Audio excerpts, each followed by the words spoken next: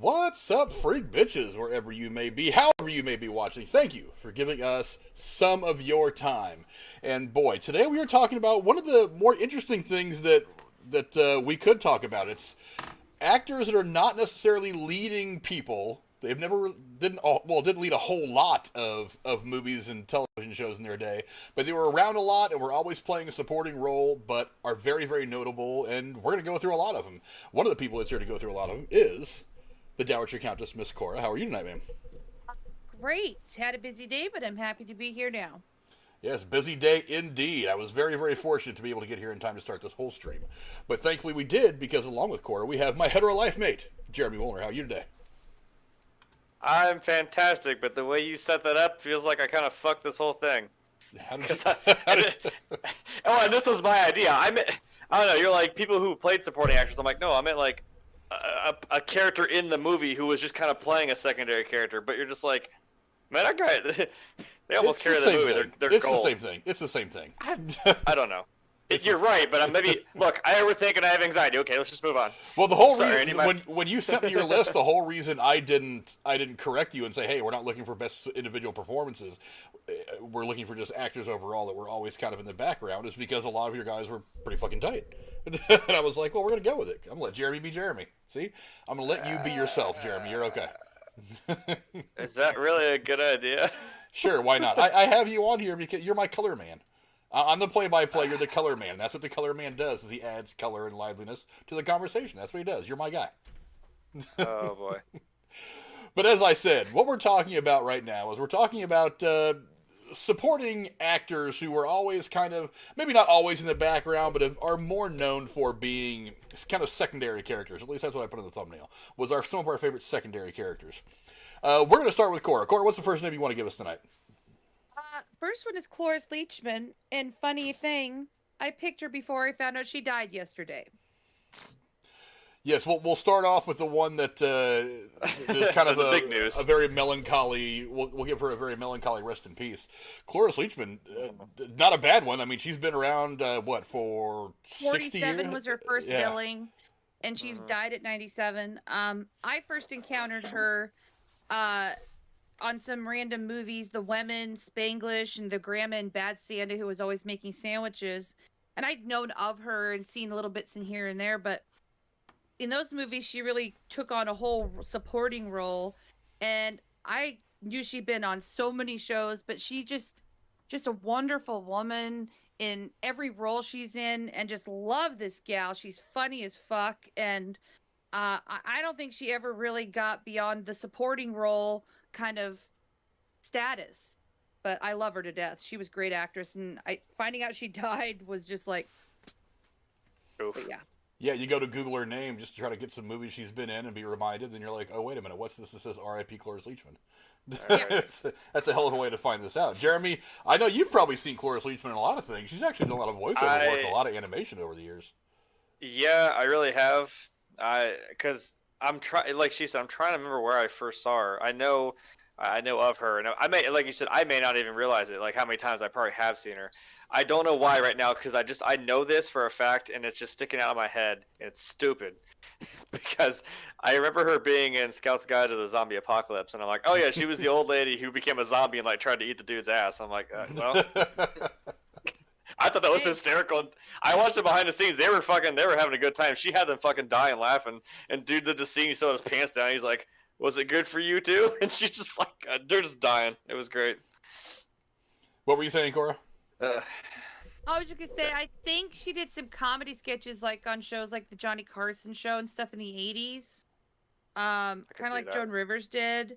But yeah, I just think she's fantastic. And when you first said this list, gave us this idea, I wanted us to have some women and some men, and she was the first female one I went to. Yeah, I feel absolutely. like a dick. I had all guys. So did I. Well, Well, I don't know. I couldn't. This was kind of a difficult. You know what? I'm going. You know what? You're right, Frank. I am going to roll with what I did. Like we kind of actually. That's interesting that we approach this in different ways, because I'm like, all right, here is a secondary role that this character played that I think is absolutely wonderful, and she had a good like, hey, this person did a lot of great supporting things. I will roll with it. One of my favorite things about Cloris Leachman is, you've all seen, I know Jeremy probably has, I'm sure Cora probably has too, seen Beavis and Butthead Do America, the movie. Yeah. I saw that in her credits. She did the voice of the old lady on the bus that was that gave him the caffeine pills that sent him into one of his that sent him into the whole cornhole thing. But one of the things that I realized is interesting about Cloris Leachman is, she played Hippolyta. She played Wonder Woman's mother. Oh. In the original Wonder Woman TV series with Linda Carter. She was the queen of the Amazons. I didn't realize that until it was a few weeks ago, because I just recently, in the last month or so, got HBO Max, and as I was scrolling through it all, it had the original Wonder Woman series in the 70s. So me and Jennifer were sitting there watching the first episode, and we were just kind of laughing at how 70s and dated it really was. And I was like, and I see Cloris Leachman walk on the screen. I'm like, that's Cloris Leachman. And I told Jennifer, that's Cloris Leachman. That's funny. I forgot she was even in this, because I hadn't watched the show since probably I was like 12 or 13. I mean, it's been that long since I've actually watched any of this. She was very beautiful when she was young. Not that she wasn't in older years, but she's very beautiful. Oh yeah, absolutely. For sure. But she had definitely been around for a long time. She had her name in the credits of a lot of really awesome projects. So rest in peace to Cloris Leachman, and in her honor, go back and find some of the things that she's been in and just watch them and enjoy. That is one of those people that she was one of those people that came from a different age of Hollywood. When things were a lot the more... golden age. Yeah, the golden age, really. Inspired by that. He really pushed the envelope for some women actors who wanted to be funny. Yeah, she was very aggressive at her comedy, too. I thought Frank was the queen of the Amazon. Casey! Oh, motherfucker. And we got Casey in here. No, I'm only like, I'm here. How is Casey the champion? I kept hearing a voice. I'm like, what? I'm only the queen of things on Friday nights. I figured to ransack your channel, Frank. Well, you get a little bit of leeway to do it because you're the defending Monetize This 300 champion, so I'll give you a little bit of leeway on it. That's right, brother. Will allow. Do you have any gaming streams going on tonight? You may as well plug that while you're here. Right. Probably, maybe. I would say more likely. You play almost every night. Pretty much. It's me and Kev. We've been playing Fortnite like crazy. We've been enjoying when Frank comes on, playing some trios. Been having a little bit of fun trying to get back into some Fortnite. But yeah, you can go find both Casey and the Rose. Their link is in the description down below to go watch them do some gaming. If gaming is your thing, I hope you guys go check that out. Also, Rose is also doing some money to support trying to raise money to support charities. So the link to all that stuff is in all his videos. I'll try to find it again to put it in some of mine. Go check that out. Maybe support them if you can. That'd be fantastic. Casey, what do you know about supporting actors? Is there any actors that pop out right now? Not really, not right on top of my head. Maybe as the show goes on, you'll think of something. It's a pretty posing question. I asked somebody at work, and they were like, "Shit!" Like they really thought about it. I'm like, yeah. I know you always think of the lead actors. You don't really think about some of the people that act in that background role. Mm-hmm. Yeah, I can't really think of anything at the moment. Well, you'll come up with something if you're going to hang out. But anyway, let's move on to Jeremy's first one. Jeremy, who's the first one that you can think of? Well, again, this is what's so fucked up is this was my idea, and I'm like, maybe I don't know. I'm doing like a specific role that somebody played as like kind of a secondary character. But you came up with good ones. I've looked at the roles of the list that you gave me, and they're all still good names. Yeah. Like, I think one. I mean, again, let's start with an older one. I'm gonna go with the grandpa from Chitty Chitty Bang Bang. Mr. Lionel Jeffries. I mean, Mr. Lionel Jeffries. I don't know what it is about the grandpa, but you just don't know what the fuck. He just walks out in his little fur jacket, and you're like, "What are you doing?" He's like, "Oh, I'm off to Alaska, boy," and he just goes over to his little like 2 foot by 2 foot hut. Like, Grandpa is just living his best life in this movie, and I absolutely fucking love it. Every time he's on screen, I'm just happy. It's wacky as shit. And I'm sorry, but I will sing his songs probably louder than the other parts of the movie. 'Cause that movie is a bop. The movie is a bop. I'm telling you what. The first movie I thought when you said the grandpa is the Charlie and the Chocolate Factory. No, fuck that guy. He sat in bed for 20 fucking goddamn years, and the second this motherfucker gets a goddamn golden ticket, he jumps up and springs out of bed. Fuck the grandpa. Sorry. Yeah, Jack Albertson is his name, for those of you who don't know. He not only springs up, he also dances around Right. and everything. Suddenly he's cured. Like he's disabled. Now he can dance around, go on the chocolate factory tour. So like I love that movie, but I mean, when you start thinking about it, I'm like, you know what? Fuck him. Jesus. Left his poverty-stricken family to go waltz around in a fucking chocolate factory. That fucker stole that goddamn drink from Willy Wonka too. God. He's a horrible person. Maybe he's the villain of the movie. I don't know. Jeremy sounds very bitter about this whole thing. No, I mean, someone brought it up, and I really thought about it. And I'm like, yeah, you know what? No, this is a much better grandpa. He was just, I don't know. He's wacky. Do you think the grandpa from the Willy Wonka movie? Do you think he pretty much welched out on the on Social Security? I mean, I don't know like what time period that movie's supposed to be set in. I'm sure it's in England, but I'm like, oh, that's a good point. Yeah, I'm like, it's in England, but it's also like the 50s or something. Maybe could it still be present day? Did they I'm sure it was present day for when it was filmed. Yeah. They had a TV, but they were poor, so like they had the little itty bitty TV. But maybe.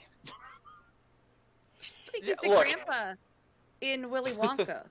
The grandpa in Willy Wonka's name was Jack Albertson. I don't think Lionel Jeffries was the grandpa in Willy Wonka. It was not Lionel Jeffries. I don't know why Jeremy got bent bent on Jack Albertson's character in Willy Wonka, but let's drift back to... Because he goddamn took me...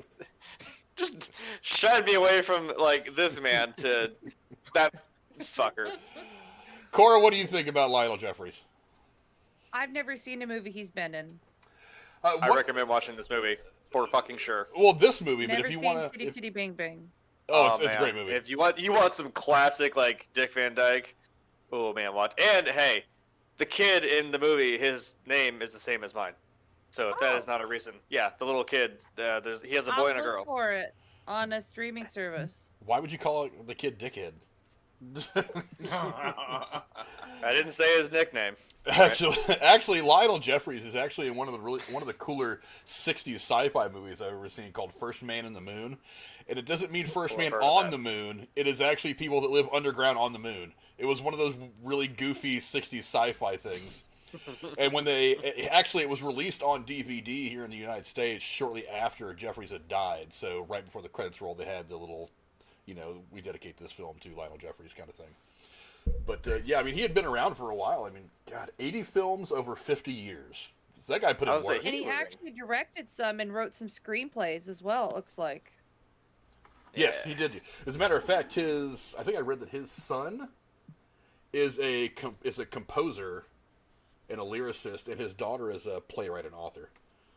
So, I mean, that kind of creativity it certainly runs in the family, I guess. That's kind of why I picked him first. I'm like, I want to open up with somebody strong, like this dude right here. Trust me, Cora, if you watch this movie, like now hearing what I'm saying, you're just gonna see a scene with the grandpa, and it's gonna be phenomenal. I'm telling you. Okay. He just does what he wants to do.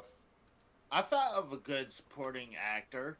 What about Jeff Goldblum from the Jurassic Park? I mean, I'm way ahead of you. I'm way ahead of you. Same. Shut up, Casey. Wait, you didn't. Hold on, Cora. You did not just steal mine. No, I hope you didn't. It's on my list. Do you want a picture? I'll tweet it to you. Okay, because I'm like, we had this discussion. I thought about Jeff Goldblum, but I'm like, I don't know if I'd quite call him a sec. I mean, I think he is. I would say I'm leaning towards yes, because I'm like, well, really, I would think maybe John Hammond and like. But he was in The Fly, Big Chill. He did a bunch of stuff yeah, with yeah. India, Independence Day. Oh wait, I'm sorry. That's like I meant like we did different things. Sorry. Oh, nice. I'm saying he's done a lot of supporting roles, and Casey's right. He's fantastic. Because for me, I'm not trying to. That man is phenomenal. No. Frank, Casey brought him up, but I mean, he has this perfect balance of being able to be serious and step into the role, but be fucking hilarious too. It's like now he does this shit for apartments.com commercials that are hilarious to It's watch. like you just. Like, Why don't we just like, pause? it's Why just- don't we pause? We'll get to Jeff Goldblum in a minute. We'll make that Cora's next installment because we're gonna have to bring that up anyway because she's on he's on her list. So we'll get to that in just one second. But before we get to that, I want to get to my first one, and I really really like George Kennedy. Now most of you guys know him as being the second banana to Leslie Nielsen in all the Naked Gun movies. But this guy had actually been around for a long, long time. Some of the notable films he was in were Charade, Straight Jacket, McHale's Navy, Shenandoah, The Sons of Katie Elder, The Flight of the Phoenix, The Dirty Dozen, The Boston Strangler, The Magnificent Seven, Thunderbolt and Lightfoot. Just a whole bunch of What's movies. his name? George Kennedy. He's up on the screen if you're watching the live stream right now. Okay. But he was actually the only actor to appear in all 4 of the Airport series films, and those films were the ones that kind of were the inspiration to the movie Airplane. Guy. Yes, that guy. Yes. He's on the left, standing next See, to Leslie that's Nielsen. exactly that's what we're going for. You're like, who? Oh my God, that guy! Like, See, you know that's who what it is. that's what we're going You've seen for. He has an Yeah. iconic voice, Frank. He does Right. have an iconic voice. You remember him? He actually plugged the what is it? Those not breathe right. Those things that you would take to help kill bad breath. He plugged those for years on TV towards the end of his life. But he was actually the only actor to appear in all 4 of the Airport films, playing Joe Petroni 3 times, and also playing Police Captain Ed Hocka in the Naked Gun series. Of course, you can see that up on the screen. He was also a corrupt oil tycoon on the original Dallas TV series. He was one of the people that went head to head with J.R. Ewing. They were kind of like in-movie rivals. But yeah, I mean, this is a guy who had been around forever. He enlisted in the U.S. Army during World War II. When he was 17, he served 16 years in the Army, reaching the rank of captain. He actually served in the infantry under General George S. Patton and fought in the Battle of the Bulge, where he won 2 Bronze Stars. And after he was discharged in the late 50s due to a back injury, he went into acting, and then the rest is history. The guy's been around forever, and is like you said, he's one of those guys where you see his face, you're like, oh yeah, I don't know his name, but I've seen him in like 1,000 different movies. Right. I guess he's on the Hollywood Walk of Fame. That's pretty cool. Oh yeah, well deserving too. I mean, the guy was around forever. Was in so many great movies, especially in the 70s. Jeremy, I know you've seen this guy in a million movies, but you're probably one of those people that's like, I didn't know this guy's name until just now. Yeah, I don't think I ever really knew his name, and like you said, Naked Gun. I'm like, yeah, I do. That's where I'd seen him. Because I mean, yeah, Leslie Nielsen is absolutely hilarious, and like you said, that's the little tie-in because he's obviously an Airplane. Just want to wish you all good luck. We're all For him in counting the on you. Dennis the Menace movie, and something else, but I can't place it. Think hard. Dead air. I got a good one. What's what that? about from Naked Gun as well? What about O.J. Simpson? Oh. Yikes. What? Hey, Why? for all the stuff that OJ was involved in, he Choose had some your pretty good next acting words roles. carefully. He had some pretty decent acting roles. He was actually he garnered a lot of respect in the acting community for what he did in the Towering Inferno back in the 70s, or actually was that late? I 70s? Oh mean, yeah. Oh yeah. thought Real he- convincing actor. I'm pretty sure he did it though. Hey. Maybe Well, I thought he was really Shut up. funny. And, he was acting like he didn't do it. That's how good of an actor he is. The gloves don't fit. Wild. Oh my God. I'm sorry. well, he was really good. He was funny in the Naked Gun movies, though. Oh, he was really funny in all 3 of them. Yeah. And that's one of the Way that's too one of the busy things. of a shot. I'm sorry. That's one of the things about noticing a good actor though is you have to check for their range. It was like any actor can go do one thing really good, but if you can do comedy and drama and all this different stuff and still be good and convincing and somebody that people want to watch, that's the true test of an actor. I've often thought that Oh yeah. Adam Sandler, even though he's gotten better in recent years, when he first tried to do his dramatic thing, I really didn't think he was all that impressive. He's gotten much better over the years. But his first couple of dramatic tries, I just thought weren't good. I think part of it is because I was so used to seeing him in stuff like Billy Madison and Happy Gilmore that when he tried to get even a little bit serious, it just kind of threw me off. But yeah, I mean, he was one of those Kind guys. of same thing with kind of like with Jim Carrey. It's like you always know he's like the wacky. Like I think it was the number 23. It's just like you're trying to be a serious role, and I'm like, I'm trying to not see you as like a really funny dude, but I'm just like, I don't know. This is really, it's really off-putting for me. I don't know. I think the person who does the greatest that has a wide range, I say, is Robert De Niro. If you really think about it, he can be super serious, or he could be something extremely funny. You know, He's almost always a lead though in everything he does. yeah. Or he's an ensemble thing, doing stuff like Casino or something like that, Goodfellas, that kind of thing. Could But you're not wrong. Hold on. What about Christopher Lee? Because he's not necessarily always in like a leading role. You know? Well, he hasn't been for a long time now. Well, that's because he's been dead for a little while. No, I mean, even I know like in the last 30 Sorry, years. I was anyway. like someone say it. Yeah. Well, when you think of like Dracula and shit like that when he was the lead role. But he's been in a lot of things, and like a lot of things I never really thought of, and I'm just like, oh, that was Christopher. Like he was in the fucking Wicker Man. I was like, what? That was him? Yeah. You know, I was thinking shit like Saruman, Count Dooku. He wasn't he the one guarding the River Styx in the Odyssey or whatever? I don't know. I forget. There's the old movie of like I think we were watching. I think it was the Odyssey, and he was the one sitting by the River Styx, and I'm like, yeah, he's. You know, he's been in a lot of shit. Not necessarily, like you said, as a bleeding role. Maybe that's just what I'm thinking of, like that little section of time when he was acting. Is what I'm thinking of then. Let's go to the chat real quick before I do my terrible plug for Patreon. Let's see who's saying what in here. Gorilla Song says R.I.P. Cicely Tyson too. Did she die? I wasn't sure if she was still alive or not. Did she die today? Somebody go look that up for me really quick. Because Cicely Tyson, another great actress, has been around for a long, long time. Has been in some fantastic stuff. Sonic Boom says Chris Tucker and Jackie Chan in Rush Hour. Yeah, that's another good one. She is dead. That's unfortunate. Oh, yeah. She's a lot of great movies. Another one of those really powerful actresses that delivers dialogue with a certain weight. And I like that.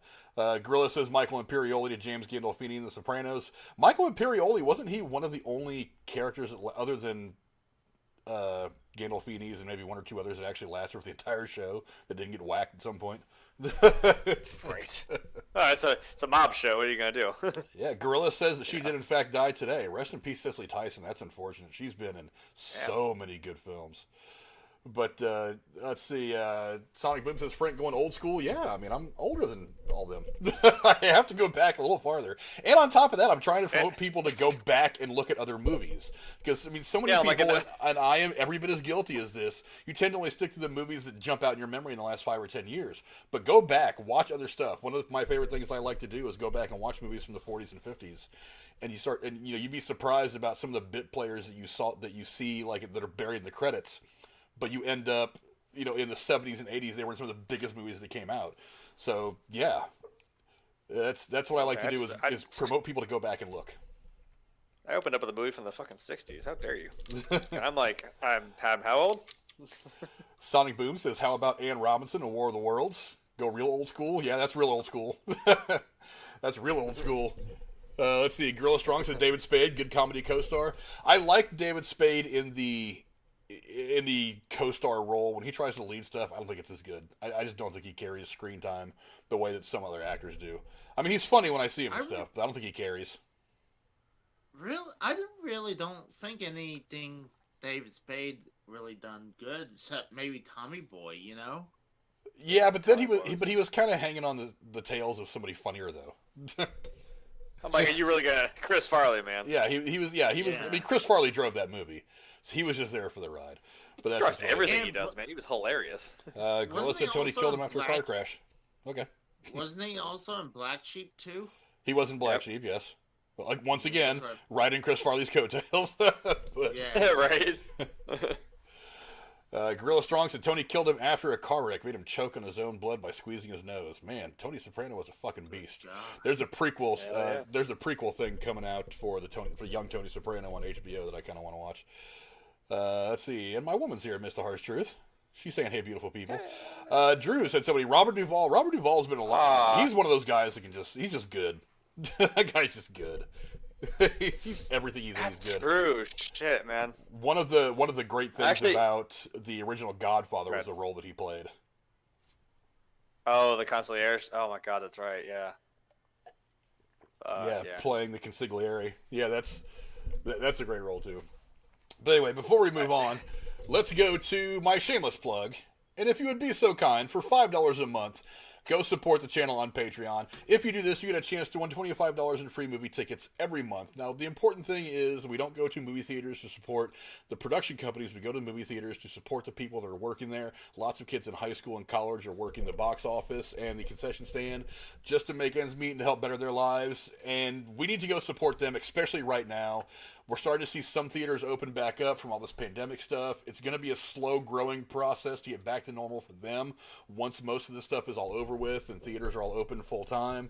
We need to get back out there and try to support these people and help them get their lives back to some shade of normal, close to what it was before the pandemic. So for $5 a month, support us on Patreon. You can win $25 a month in free movie tickets to the theater of your choice. It's not just one theater or another. It's the theater of your choice. I know some people don't have like an AMC. There's not an AMC close to me. I have Regal closer to me, but I will send you $25 in gift certificates to the theater of your choice to go watch movies and have some fun. Just enjoy the movie experience. And Cora was nice enough to put the Patreon link in the chat. If you guys want to, you can go support that. Now, we'll move on and we'll go to Cora's next one. I think we've already mentioned a little bit. What do you have to say real quick, Casey? Speaking of. Yeah. If I win, can I name the theater I want to go? Yes. You can pick whatever theater you want. Well, what the problem is, it's a porn theater. If I can get gift certificates to it, you can go. I bet you can get an OnlyFans gift card for you, Casey. I could. I could give you a month of OnlyFans. But and I assume we're going to go to Jeff Goldblum next for Miss Cora, so I'll go ahead and put his picture up on the screen right now. Cora, tell us a little bit about Jeff Goldblum. Well, when this was my first pick for guys on my list. He's just fucking fantastic. I didn't see him in the older stuff, and the first time I encountered him was in Jurassic Park, but I was a kid, to be fair. But he's fantastic in Portlandia. I love his cameos in other shows, but he was in the original Death Wish in 1974 as his first credited acting role, and he just kind of hits on all sorts of like genres of movies. Yeah, action and silly stuff. He also does a ton of one-timer appearances on shows like The Simpsons, Friends, Will and Grace, and Columbo, for fuck's sake, and not Laverne and Shirley, but Laverne and Shirley. I mean, he's been on almost everything. He's that guy who probably knows everybody in Hollywood from like one or two projects he's done. And I love the apartments.com commercials. It's like a joke almost that he has to make commercials, but he's really good at it. And I guess stuff I've never seen, like Starsky and Hutch, and he's been on everything, and he's hilarious. He's got a great presence, and I hope he keeps doing shit. You kind of wonder sometimes if like, I'm sorry, like you kind of wonder if like his little, his little eccentricities and his like personality, his little ticks. It's like, is it him or is it the character? You just never know. I think it's probably a little bit of both. It's like, it's like, it's phenomenal. Like it's like you think like maybe he's just stumbling or something, but like he knows what he's gonna do. Like it'll make sense. You just gotta watch him for a second. Let him play it out, and Yeah, I think he's one of those actors that everything he does is probably about 65% him, and the rest of it's just kind of like whatever characters he's playing. But that works out great because everybody likes him. It seems like every role he's been in has been like a perfect fit for him. So whether he's playing like the character in The Fly, whether he's playing Ian Malcolm, I mean, just whatever role he's playing, whether he's playing the gay dad on Glee, he did some kind of a thing for that in one of the seasons, I forget. I remember watching, those are the only episodes I watched of that season were the ones that I knew he was going to be in, just because I wanted to watch Jeff Goldblum. He's phenomenal in everything he does. He was in Thor Ragnarok, and I'm just like, yep, I'm like, this is going to be exactly what I think it's going to be. It's going to be wacky. It's going to be a little bit weird. I'm here for it.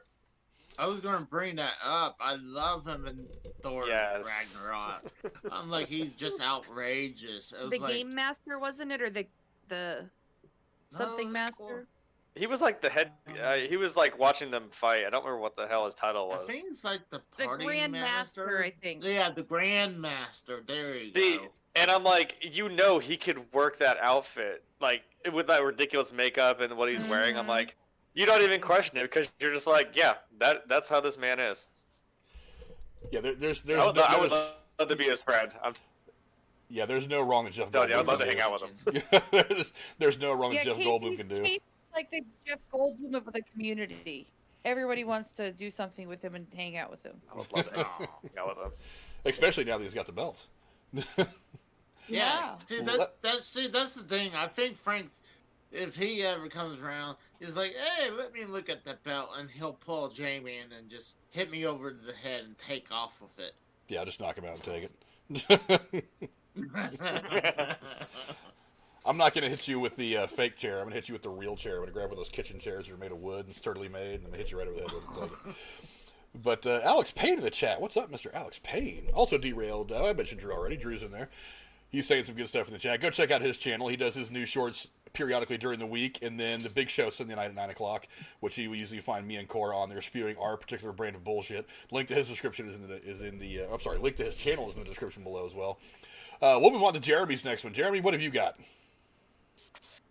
Well, I looked at my list and I kind of had an order, I suppose. But I mean, look, if we're gonna follow Jeff Goldblum, I might as well stay in the same vein and kind of go down a few. And I'm going to go with Jurassic Park as well, and go with Muldoon, the Australian game warden. Oh, the sexy fuck. Rob Peck. As we're talking about, yes, we had this discussion. Now wait for the picture to come up and see if Cora can sit still in her chair. All around. Voice, physique, persona. He's character, like I said, he's got that package. presence. Oh yeah. Like yeah. it's like this guy was probably. Are you good? He's sex on legs. Sex on legs. This man is. Look, man, he could wear those high ass socks and not give a fuck. Like it's like this guy with in Jurassic Park. It's like this man looked at fucking raptors in the face, and I mean I know the first line you hear him, he's like, oh, they should all be destroyed. Mm-hmm. And I'm like, so he said they shouldn't even been created. The raptors. He didn't even think they Yeah. should have been bred. Yeah. Yeah, like it's kind of like that guy that is like, kind of like Jeff Goldblum, where he's like, you don't really understand what you're playing with here. Kind of the guy that has a little bit more sense in their head, right? I don't know. You can't, and also you can't beat that line, man. Like just to go out like a badass. He looks over at that raptor like, clever girl. Uh-huh. That's one of the iconic scenes in that movie too. It's like he knows he's had. This man is a badass. I mean, like even when he was sitting there with Ellie, he was just like, she's like, oh, I see the shed, we can make it. And he's just like, you see him just dead focused. He's like, no, we can't. Why? Because we're being hunted. I'm like, this man, oh my god, he's locked in already. It kind of gives me chills a little bit. Like, dude, you couldn't have picked like a more badass man to be the fucking like, I don't know if he's like maybe the head, like I said, like the game warden kind of guy for all these raptors and shit. Or like something like that, yeah. Park. And I mean, he was, was it when? Because my other, I almost thought choice was going to be Mr. Arnold, played by Samuel L. Jackson, but I felt Samuel L. Jackson was kind of a easy cop out. I'm like, I don't just want to give it to him. I'm like, I'll go with this dude, because I mean, who was the first person who said, "Oh, I'm going to go look for him"? Was this guy? When they're like, "Oh, he hasn't been back yet." He just loads up a shotgun. He's like, I'm going.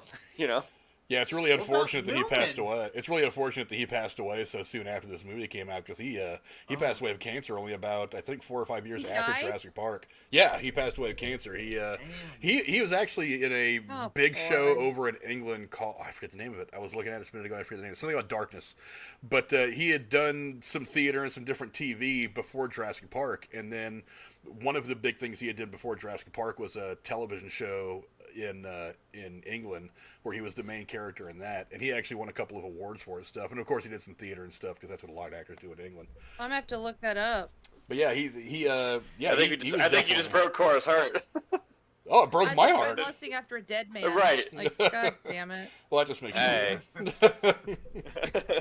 But hey, how could you resist those piercing blue eyes though? I mean, look at him.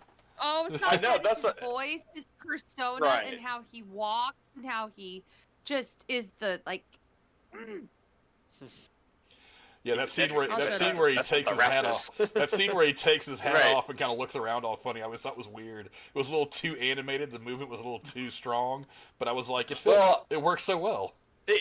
It's because, I mean, they were right outside the raptor pen, and they had just gotten out, so that's kind of an oh shit moment. He's kind of like, look, I mean, because he, like I said, or even like Alan Grant said, like, they're like mountain lions. Like, they already see you, You don't see them at all. If you see them, you are about to die. Like it's over. So like maybe he's kind of on a more panicked, like literally a head on a swivel kind of deal, because like, oh fuck, these raptors are out. Now that the hurricane knocked out all the power, because like he said there, like he's like, oh, even Nedry knew better not to mess with the raptors, you know. Yeah, but definitely someone who could have been really awesome. And who knows if he'd have been in any of the sequels after that? It would have been, well, no, he wouldn't because he died. But whether you could have done some. Well, no, clever girl. Yeah. Hey, maybe he got away. I mean, hell, Marvel sees some pretty bad characters all the It time. could have been a daughter he had or a son he had who took it up like their dad in the new Never saw a body. Yeah. Never saw a body. Maybe he got away. I mean, it's all run by the same people that are running, like Marvel and shit now. So. If we shoehorned in the sequel, wasn't it John Hammond's like nephew or that little snotty dude in the fucking suit? Yeah. We're just like, oh yeah, there's this guy now, and now he's because I'm in my ailing age, and he's taking over my shit and being a dick. I'm like, oh, okay, sure. And oh my god, and then the new one where they're like, oh yeah, this guy, who? This guy who was Hammond's partner, who? He's been there the whole time. No, the fuck he hasn't. You can't just look. I'm trying to remember the dude's name. Dude from Babe, you know, that'll do, pig. I love that guy. I'm telling you, as an actor, but I'm just like, I've seen the Saw movies. You can't do the whole, oh, they were there the whole time. I don't care if it is Carrie Elwes. Fuck you. Or Carrie Ewells. How do you say his fucking name? Nobody knows. Everybody tries, but nobody knows for sure. Yeah. But right. moving on to my next one.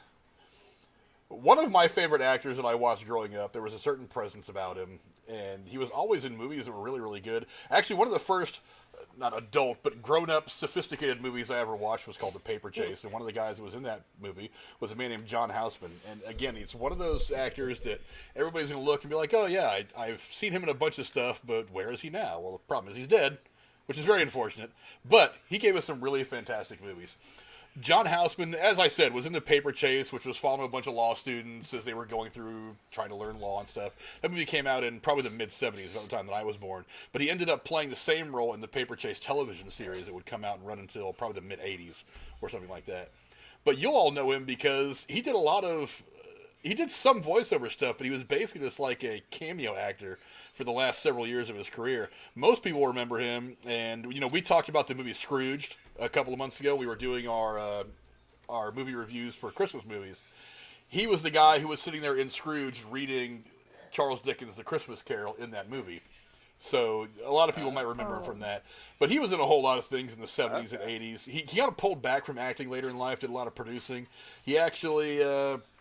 let me see what he did. He actually was the founding director of the drama division at the Juilliard School, and he held that position from 1968 until 1976.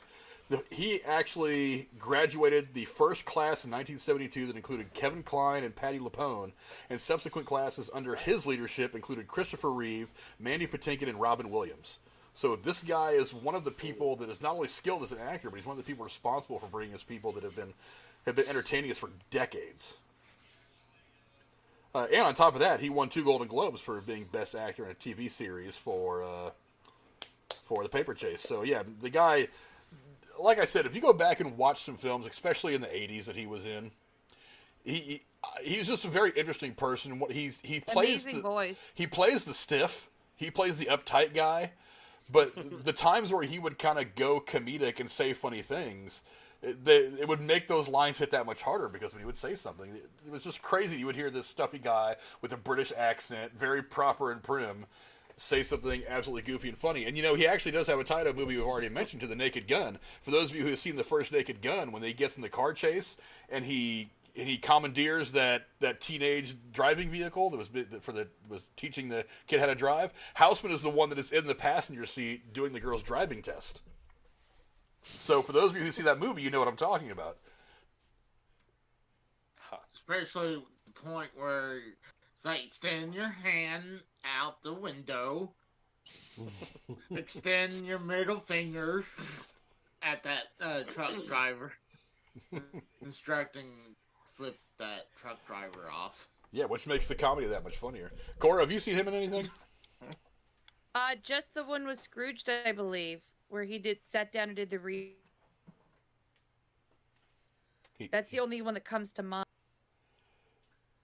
Yeah, go back and watch some of the stuff that he's been in. It's, like I said, he's not generally a comedic actor, but he is definitely in some of the great dramas from the 70s and 80s. Jeremy, do you even know this guy? I mean, you've probably seen him in a couple of things. Well, again, yeah, like this is the whole point of the thing where I'm like, no, I don't know who the fuck you are, but I've seen you. You know what I mean? Yeah. Oh my god! Wait! Am I a secondary character in my own life? Because you know how many people have come to me and they're like, "Oh, I've seen you before." You look so familiar. I'm like, no, I don't. Like, I don't live in this town. I don't know you. You know what I mean? Everyone fucking is like, "Oh, you just have one of those faces. Like, you just look really familiar." I'm like, yeah, but Well, I don't know you, and you don't know me. You just haven't had your breakthrough role yet. It's okay. Yeah, I know, right? Notice me, senpai. Let's move on to Cora's next installment. Cora, what do you got for us next? Okay, I'm gonna go with Gabriel Byrne. There's something about his presence. I think he did stage acting before he got into movies, but the first movie I encountered with him was in the 90s, was with Arnold Schwarzenegger, End of Days, when he plays the devil. Fantastic actor. He's been in Man in the Iron Mask, Vanity Fair, Usual Suspects, A Simple Twist of Fate, which is a really heartwarming Steve Martin movie a lot of people don't know about, and Little Women, the original one with Susan Sarandon and Winona Ryder back from the 90s. And he just has a great presence, and he's always on point and steps into the character well. And I think I looked at his internet movie database list. He's in a lot more things than I realized. A lot of it's unknown stuff, but he just keeps working. And great guy, great actor, really great presence, and I wish he did more stuff. I wish he would have some starring roles. Oh, me too. Jeremy, you know Gabriel Byrne. What have you got to say about him? I'm still sitting here staring at his face like, I've seen you. And I'm still trying to figure out. I know, like I said, damn. Well, now Gabriel Byrne knows exactly what you feel like. I know the rabbit hole I put myself into, and I fucking suggested this. Holy shit. I mean, yeah, she said Man in the Iron Mask. Maybe that's what I'm thinking of, because I've seen that. He actually played D'Artagnan in that movie, I believe. That might be the one. In Little Women, he does a perfect German accent, which was really impressive. He's British by birth, but he's fantastic. I like him. Yeah, Gabriel Byrne has played the devil 3 times in 3 different films and was awesome in all of them.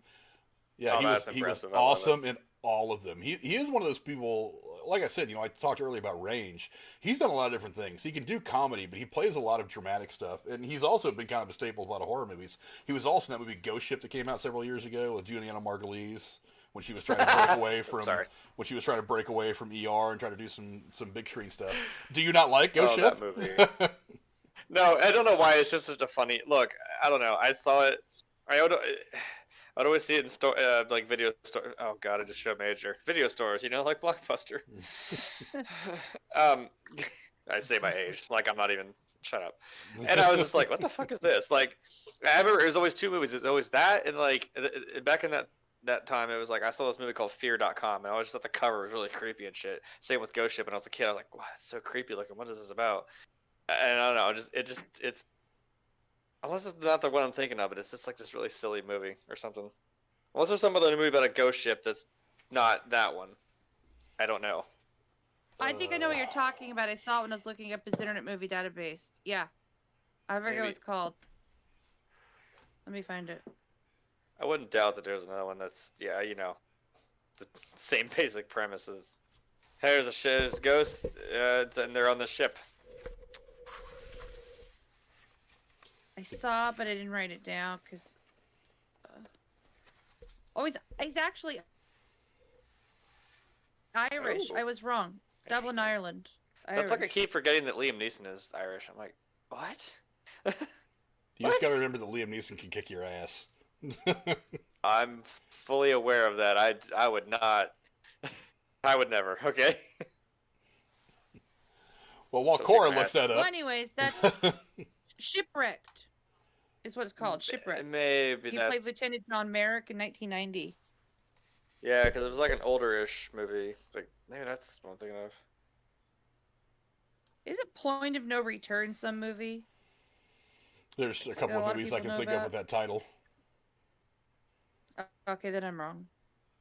Anyways, so that was one of my picks. I know he's maybe not a more popular one, but for me, one I really respect. Oh, me too. I absolutely love Gabriel Byrne. Now, my next offer to this whole list, he's been dead for several years, but he was huge for so long.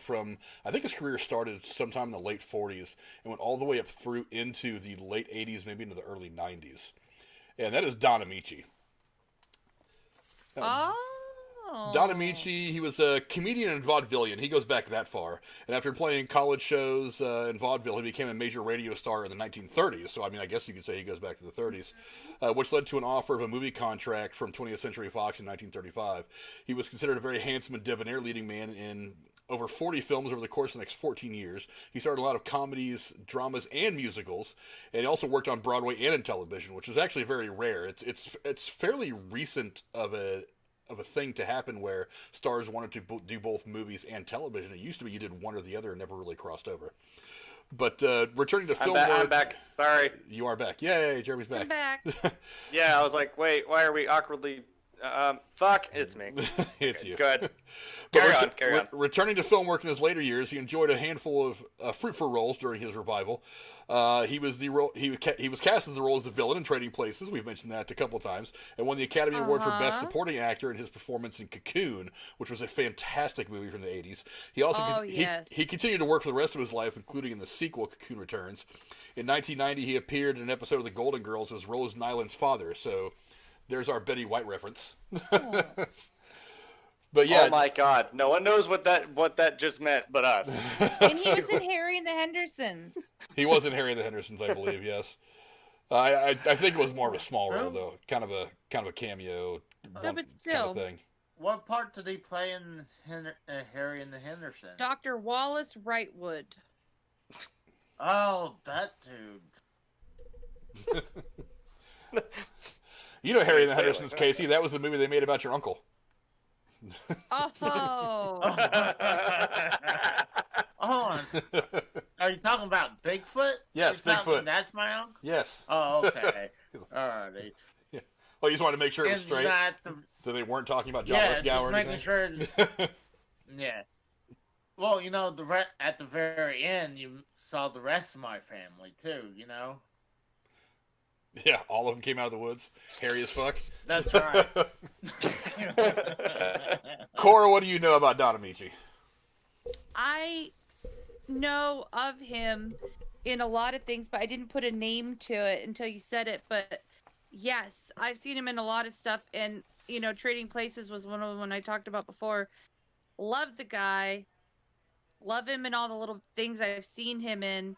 And I think I might actually go back and try to spot some of his stuff early on in his career, like going back, before, World War II, or I guess during World War II. I didn't realize he was in so many movies when he was young. I didn't grab any of the pictures of him that were young, but when I saw some of the young pictures of Don Amici, he looked a whole lot like one of those debonair big band leaders. Mm-hmm. Like he had a very Desi Arnaz look about him. You know what's funny? We just talked about Gabriel Byrne playing D'Artagnan in Three Musketeers. Amici played D'Artagnan in the Three Musketeers in 1939. Hey, it's a small world over there in Hollywood, huh? All right. And Drew Your Old News podcast in chat says, for the ladies, got to have a male version of Betty White. He will be revealed this weekend.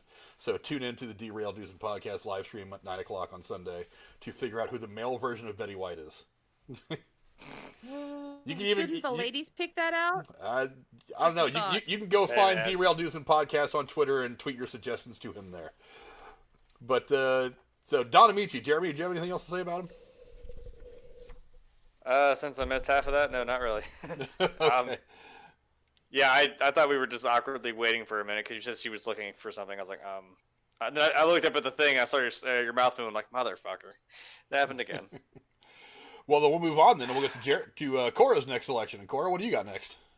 Did Jeremy miss a turn? Yeah, I did. Did Jeremy miss a turn? It went then from me to Frank. Then we're going to Jeremy then. Yep.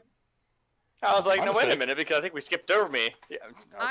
I noticed, you said it. But I didn't want to say anything. Not me. Yeah, your words. Anyway.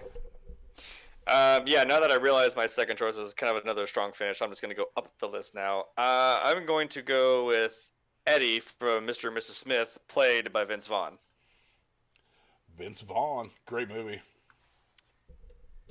Mm-hmm. I don't know what it is with Mr. and Mrs. Smith. I just have this weird, like, I guess nostalgia where I just like, I don't ever dislike the movie or I fall in and out of it. It's a wonderful picture. Thank you. I figured that, or when he's standing with the shotgun, that was hilarious. Yeah, no, I almost killed you just then. Right. I was like, please. It's either like that or like where he's holding the shotgun, like, Mom, I almost killed you right there. That's what I'm saying. Like, he plays, because I just recently watched someone else review this movie, and they're like, how is Vince Vaughn like?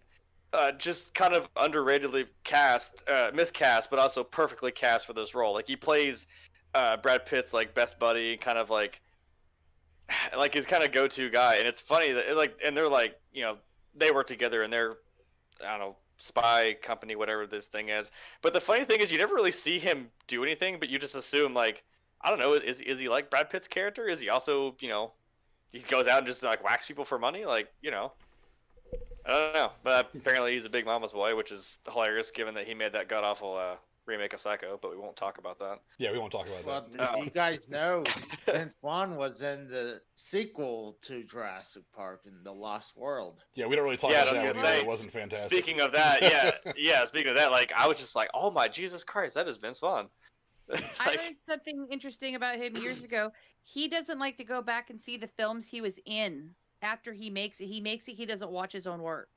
I just learned that about Adam Driver, and I'm like, this just seems wild to me, but I'm also like, I kind of get that, and I'm not, look, I'm not saying like I'm phenomenal, but I'm like, as someone who's been in things like for friends, like I've done music videos and other videos and shit for friends, I'm like, I get too into my own. I'm like, no, that wasn't good. No, I need to do this. Oh, that wasn't quite right. Let me do it again.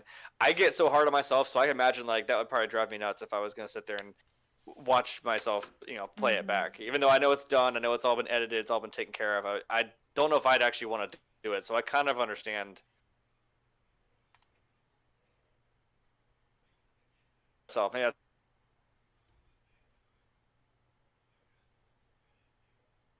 That's where I don't trip. Chasing aliens and shit out here, okay? It's hard work. No, I don't know. Just every fucking scene I just see him in this movie just cracks me the fuck up. It's gold every time he comes back. It's a good picture. I mean, I like it. And Vince Vaughn is a great choice. I mean, yeah, he's been kind of the male lead in movies, but they're always in movies where it's almost like co-leads, like with Jennifer Aniston and the breakup, and then with Owen Wilson, the Wedding Crashers. It's like co-lead. He's not really like this shining, So he was. Wasn't he also in? He played the bad guy in the Starsky and Hutch remake. Speaking of Owen Wilson, I never saw that. Oh, it's funny. It's not quite the original. It's a funny movie. It's almost kind of a spoof of the TV series, if you could imagine a spoof of a goofy '70s TV series. And it's wild that Will Ferrell's in it, but he's actually uncredited. And I'm like, I just don't understand why. It's not like he wasn't a big name at that time. This movie came out in like the early 2000s. And like the same time as like Anchorman, so that's why I was like, why are you not credited in this movie? Is it because you play like the weirdly sexual gay? He may not have wanted to be credited because like I don't know, whatever his name was, who died, who was in the Harry Potter movies, he didn't want to be credited to go above the kids' names in the credits. So sometimes actors don't want to be. I don't know. Alan Rickman. He would be a good one on this list, Alan Rickman. That's all I'll say about it, but he would be good on this list. Yippee-ki-yay, motherfucker. Sorry, Jeremy, kind of overtalked on your turn. Vince Vaughn has been in some really awesome movies. I know, Jeremy, you've probably seen Swingers. Yes. Swingers is fantastic. I think that's a wildly underrated movie that more and more people between the ages of 18 and probably 25 need to see as they're getting into that section of their life. I'm no longer in that section of my life. Well, you're close. You're a lot closer than I am. But also, I mean, he's outrageously funny. Like in Be Cool, when he plays the pimp who is trying to manage a singer. He's just, that character is so outlandish and funny. He does lead one movie very well. He leads Dodgeball, which is absolutely freaking hilarious. Oh my god! I said Anchorman and totally fucking forgot he was in Anchorman too. Yeah. Oh my god. Did you see Old School when he was Yes. the Barry, and they got that rapper guy, the tall skinny one, to be in the movie. In Old School? Snoop Dogg. Snoop Dogg, yeah. Yeah. I was like, he was in Starsky and Hutch too. That's why I was like, you mean that? So weirdly it was cool. enough, he was Vince in. Vaughn got to introduce Snoop Dogg in the movie. That was cool. He That was kind of, also, I guess, explains why he was in that movie with them. yeah, he was also in a movie called Hacksaw Ridge, which came out a few years ago, which is a phenomenally good war movie. If you're a fan of war movies, he plays he plays the sergeant in that movie that is running the platoon that the main character is in. So when it's definitely a much more serious role. It is hard to. He does crack a few jokes in the movie, of course, because even serious war movies have to have a little bit of humor to kind of help put you in a certain frame of mind. But he as a hard-nosed drill instructor and platoon leader, he does carry himself in a way where he can play that role equally as good. And that movie is phenomenal. It's one of my favorite war movies I've ever seen. I don't know if you guys ever saw that movie or not. I did not. It kind of came and went pretty quickly in the theaters. I mean, a lot of people loved it and critics loved it, but for some reason it just didn't. It did kind of average. It kind of middled in the theaters for a little while, especially box office wise. But yeah, a fantastic movie. Wasn't that after he did? What's his name? Did Spider-Man? So maybe that was kind of like why. Andrew Garfield, yeah, who plays the main Yeah, character in the movie. Yeah, I was kind of like, oh, cool. That's the guy from Spider-Man. Yeah, but a very good movie. That was like that. Yeah, it's a very, very good movie. But now we'll go back to Cora, since I think I've given 3 of mine already. And I think that evens us all up at 3. So now we'll go back to Cora and see what she's got for us next. Okay. My next one is Mary Steenburgen. I actually know the name this time. She is fantastic. I first encountered her in the movie Parenthood with Steve Martin, and then I think most people would know her for her role as the mom in Step Brothers. Most of this crowd certainly would. The teacher. But I loved her so much in Justified. She plays a badass bitch of a woman who's like running a dirty business, and she's just so chillingly awesome in Justified, the TV series. Yeah. Fantastic actress who does not think get enough credit for how great she is, and I don't think she's ever going to be like top tier star, but man, she's like, I could see her being like the next Helen Mirren as she ages and does like rolls into her, quote, golden years as an actress. I think she's fucking fantastic. Oh, me too. Jeremy, what do you think? Yeah, I was gonna say this is one I actually know the name and know the person. See, I'm trying to think what my first exposure to her was, and I'm fairly certain it was Elf. She was the Yes. So I'm like, okay, and then of course, because as I've mentioned several times, one of my favorite series, Back to the Future. Yeah, she was Clara, the school teacher. Mm-hmm. And then obviously in Step Brothers, like, yeah, she plays her roles pretty well. And like you said, I could see that too. As she gets older, she could do those little bit pieces. And it's again, it's like who she is, you've seen her, and you probably, like I said, you probably even know her name. Kind of the same vibe. Yeah, we did a retro movie review of Parenthood a while back, and you guys can go check that out on the retro movie review playlist. That's one of the first movies I remember seeing her in.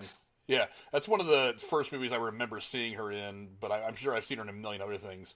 She is just damn good, and she's obviously one of those people that ages pretty well. I mean, Bullsey's saying that she looks like her face has had plastic surgery. Yeah, who cares?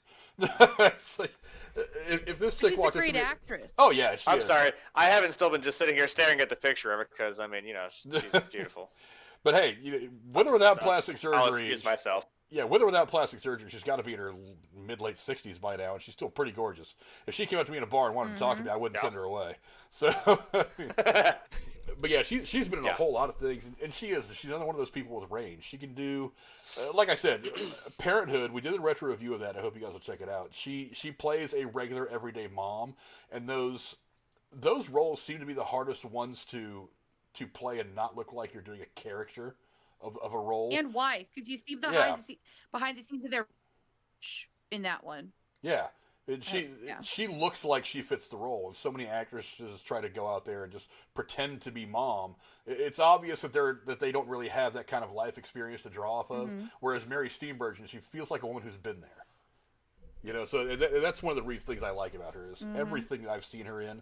It looks like she is an experienced person at that role, and more of that role is her than it is just her playing a character.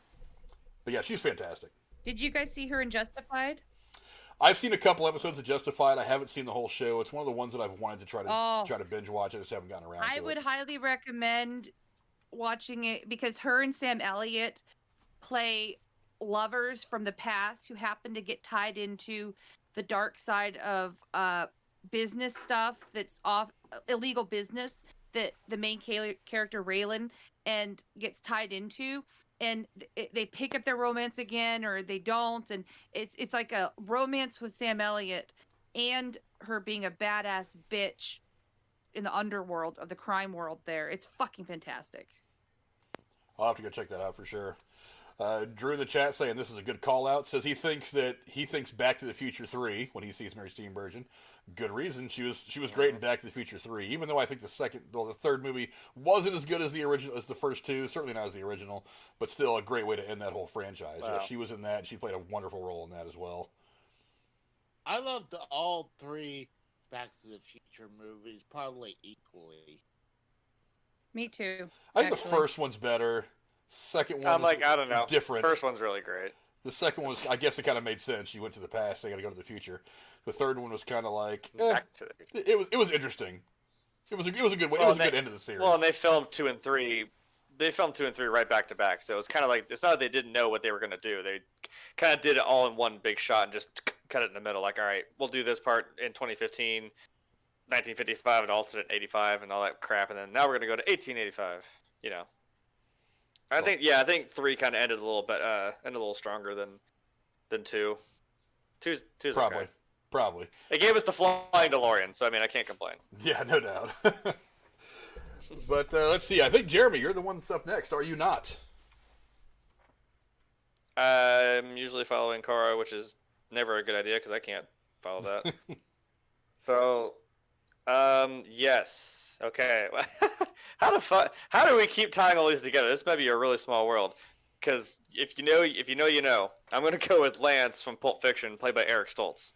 Because Back to the Future, right? Because it's a Funny small world in Hollywood. Oh, fucking apparently. All these have tied into each other really well, and I love it. Yeah. So, thank you. I was waiting for it. Oh yes. With the Cereal Bowl. Thank you so much. I think, funny enough, interestingly, Quentin Tarantino was originally going to play this character, and I could still see it, but I mean, I don't know. He plays, what's his name, Jimmy, kind of the guy who's thrown in the situation that didn't really ask for it. But I mean, Eric Stoltz still plays like he's kind of a weird, like he's a drug dealer. You know, when he gives John Travolta gives him the heroin, which kind of sets him on his whole escapade. You picked the guy who plays in Back to the Future 3, the grandpa of Marty McFly. Huh? This no, guy. I thought that was still Michael J. Fox. No. I think you're seeing the red hair and the facial hair. Because I think it is still him, because it was that. Remember that awkward. Michael J. Fox played the entire. That would be hilarious, given that he was originally playing. No, I'm pretty sure it was Michael J. Fox playing. I'm pretty sure it was Michael J. Fox. Yeah, because he awkwardly played the entire family in the second movie. So I know. I could be no, wrong. But I see what you're saying, because I'm like, I see the red hair and the whole. I could see that, and that would be. I'll check when you guys talk. That'd be hilarious. No, but he sells him the heroin, which eventually kind of comes back to bite him and John Travolta's character in the ass.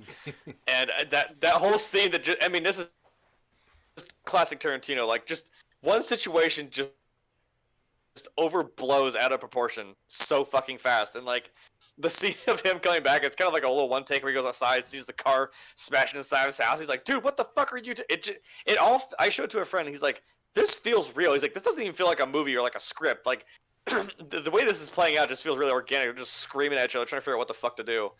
And I don't know. You just kind of think, "Oh, he's just the drug dealer," but then the whole situation happens. He was in Back to the Future on his IMDb. Back to the Future, Marty McFly, uncredited. Yes, well, because there's a reason for that. He actually did a month of filming, and then then I'm getting it all mixed up. I'm sorry. The story is that's what I'm saying. Yeah, the story is the tie-in. Yeah, the story is that they actually wanted Yeah. Michael J. Fox originally, but he couldn't get out of filming. Yeah. They couldn't make filming schedules work with family ties, and so they went ahead and cast Eric Stoltz. And then eventually they worked it out when they were a month into filming. So they fired Eric Stoltz a little unceremoniously, and went ahead and reshot that month of stuff with Michael J. Fox. But there are still some scenes in it that were shot while he was playing the role. I think one of the scenes where you see Marty from the back is actually still Eric Stoltz, but you can't see his face anymore. Sorry, Jeremy. I think no, that's totally fine. You actually stopped me for a second. I was like, wait, oh no. I'm like, wait, I see what you're saying. You almost got me there. I'm like, wait a minute. That would actually, given like what we're saying, like that would actually have been hilarious. But I'm like, no, I don't think they would have brought him back. That picture looks like almost identical to Michael J. Fox and the character for his great-great-grandfather in the third one. Well, see, isn't that kind of wild? Like, that's funny how that's still, That's the one picture Frank picked too. It's like, yeah. Yeah, I think Drew was trying to explain it in the chat as I was trying to explain it. So Drew put it in the chat for all of those of you who didn't hear it. Okay. Yeah. I think the scene like where when they're in the diner and Marty punches a bit friend.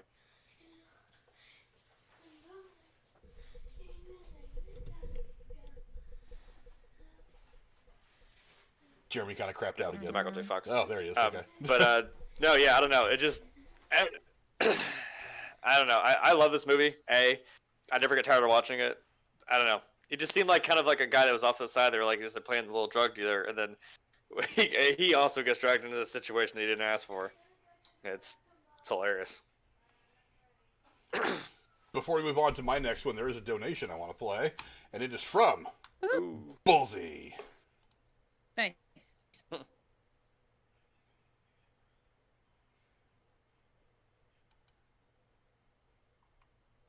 If it plays. I don't know why it's not playing. I was like, maybe. Maybe it'll play.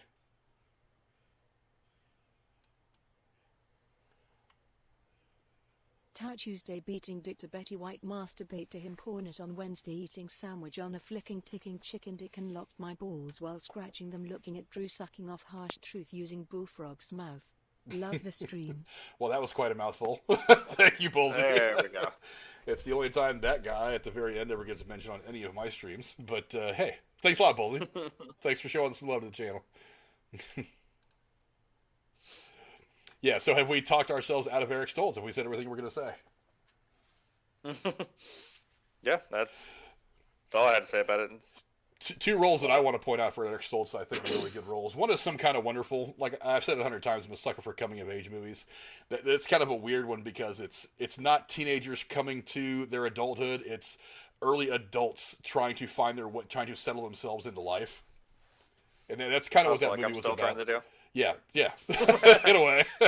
Like I'm still trying to figure out. I'm still trying to figure out the hell. I'm 44 and I haven't gotten it right either. But another one that he was in was very interesting. He did a movie with Cher back in I think it was 87 called Mask. And it's loosely based on an actual person named Rocky Dennis who had a bad face deformality.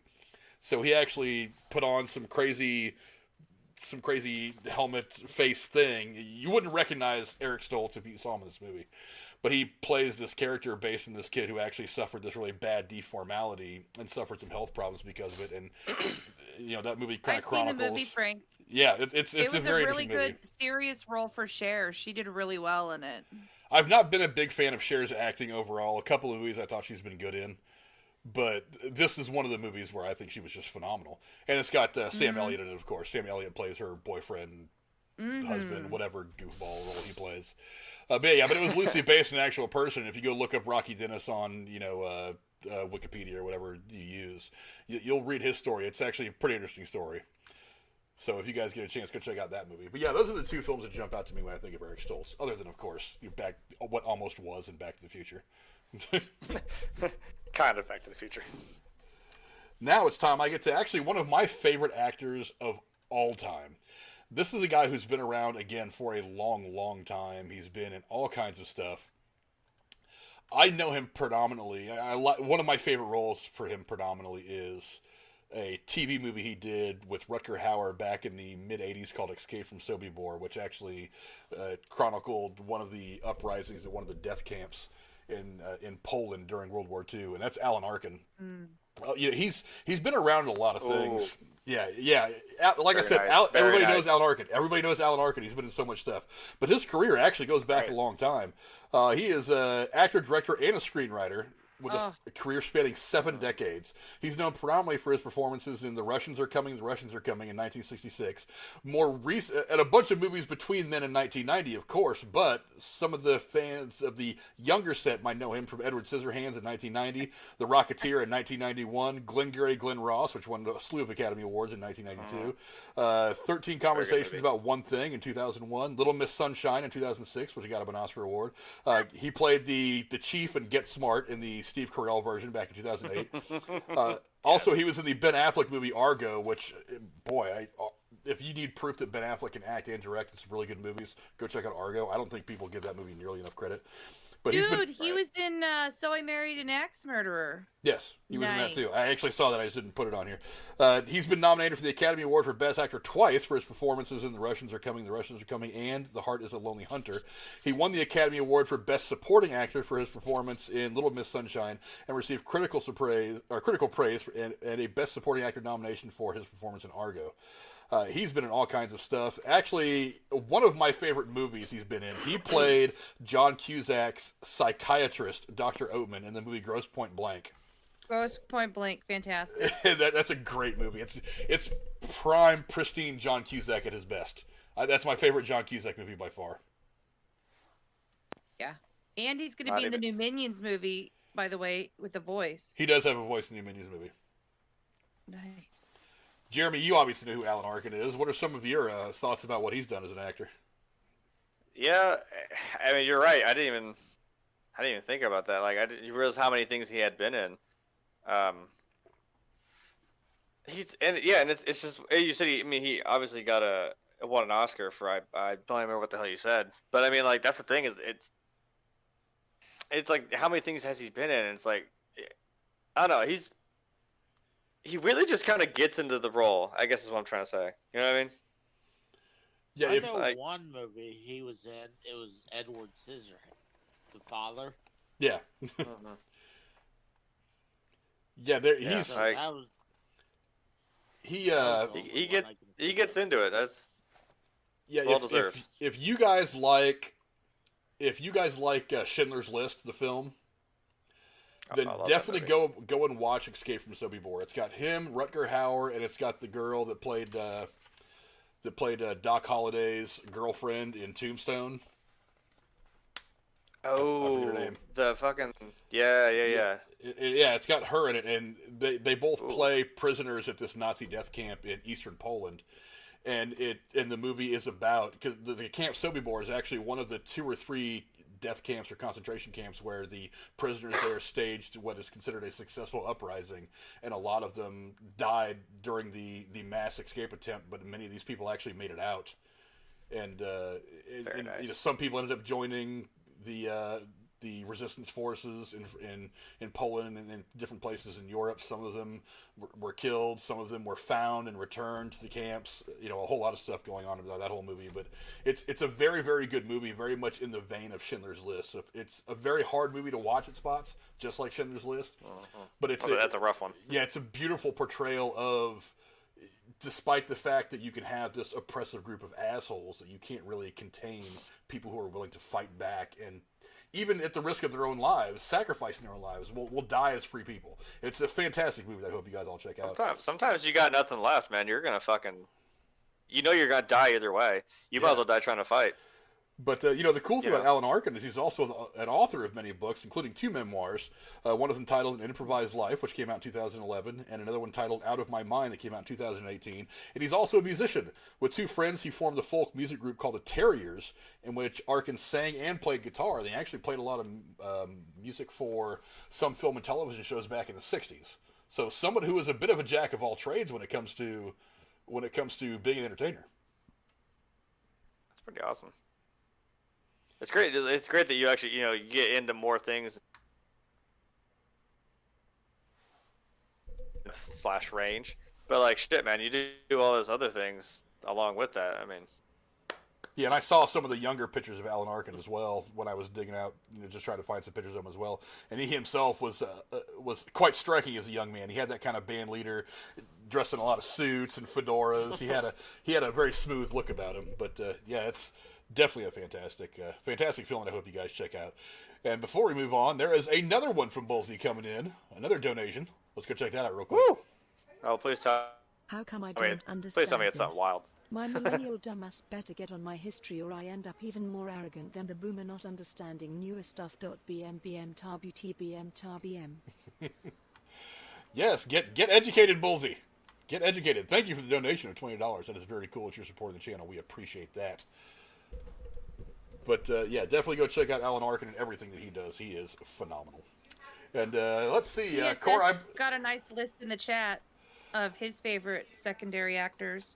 Hugo Weaving, Fred Willard, Mads Mikkelsen. That was on my second list. Ooh. Alan Rickman, Christoph Waltz, Giancarlo Esposito, Steve Buscemi, also on my short list. Tim Roth and Christopher Walken. Yeah, you can't go wrong with any of those names. Christopher Walken. Shit. Good job, TSS. I did mention Pulp Fiction. There you go. Yeah, you can't go wrong with any of those names. Fred Willard, terribly funny in so many things he's been in. Mads Mikkelsen as well. He was funny on The Bachelor, by the way. He used to co-host with Christopher Harrison and come in when they were filming, when they would do funny competitions with the girls, and he was fucking hilarious. I actually just watched one of my sorry. favorite Hugo Weaving movies the other night. I watched V for Vendetta. He plays V. Nice. Oh, Yeah. Great movie. Great movie. Great. Great movie. Gotta have more cowbell. You can never see Christopher Walken's name and not replay that scene in your mind. I actually believe it's a federal law now that you are not allowed to think Christopher Walken and not replay that scene in your mind. If it's not, it should be. President Biden needs to get on that. I'll support that 100%. You gotta have more cowbell. I got fever. The medicine is more cowbell.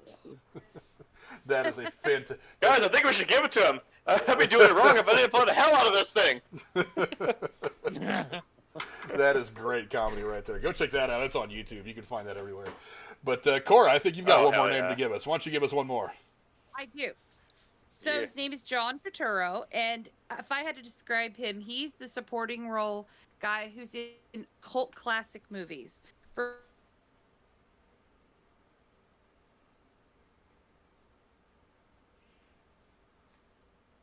himself, he was on the original Miami Vice.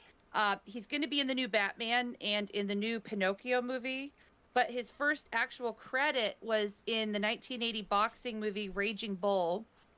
But he's hilarious in Transformers, Big Lebowski, Fading Gigolo. He's done voices in the Cars movie. He was the butler in Mr. Deeds with Adam Sandler.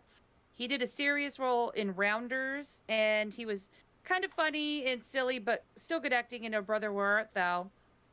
But fucking great guy. I haven't seen the HBO series The Night Of, but he was in it.